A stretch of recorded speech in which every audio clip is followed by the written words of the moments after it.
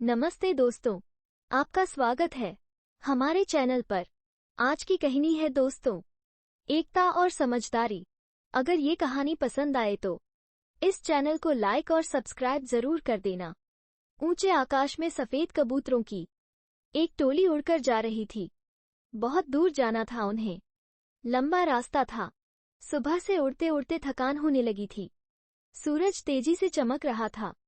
कबूतरों को भूख लगने लगी थी। तभी उन्होंने देखा कि नीचे जमीन पर चावल के बहुत से दाने पड़े थे। कबूतरों ने एक दूसरे से कहा, चलो भाई, थोड़ी देर रुककर कुछ खा लिया जाए, फिर आगे जाएंगे। एक बुजुर्ग कबूतर ने चारों ओर देखा। वहां दूर दूर तक कोई घर या मनुष्य दिखाई नहीं दे रहा था। फिर चावल के ये दाने यहाँ कहाँ से आए?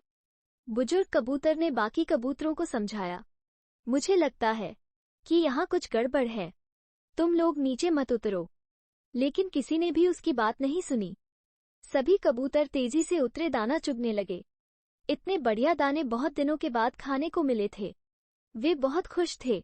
जब सभी ने भरपेट खा लिया तो बोले, चलो भाई, अब आगे चला जाए। लेकिन ये क्या? जब उन्होंने उड़ने की कोशिश की तो उड़ ही नहीं पाए। दोनों के साथ साथ वहां एक चिड़ीमार का जाल भी था, जिसमें उनके पांव फंस गए थे। उन्हें अपनी गलती पर पछतावा हुआ। बूढ़ा कबूतर पेड़ पर बैठकर सब देख रहा था। उसने जब अपने साथियों को मुसीबत में देखा तो फौरन उड़ा और चारों ओर देखा। दूर उसे चिड़ीमार आता दिखाई दिया। वो फौरन लौटा और अपने साथियों को बताया। सब वहां से निकलने का उपाय सोचने लगे। तब बूढ़े कबूतर ने कहा, दोस्तों, एकता में बड़ी शक्ति होती है। सब एक साथ उड़ोगे तो जाल तुम्हें रोक नहीं पाएगा। उसने गिना, 1 2 3 डोट, उड़ो। सारे कबूतरों ने एक साथ जोर लगाया और जाल उनके साथ उठने लगा। सारे कबूतरों ने एक साथ जोर लगाया और जाल उनके साथ उठने लगा।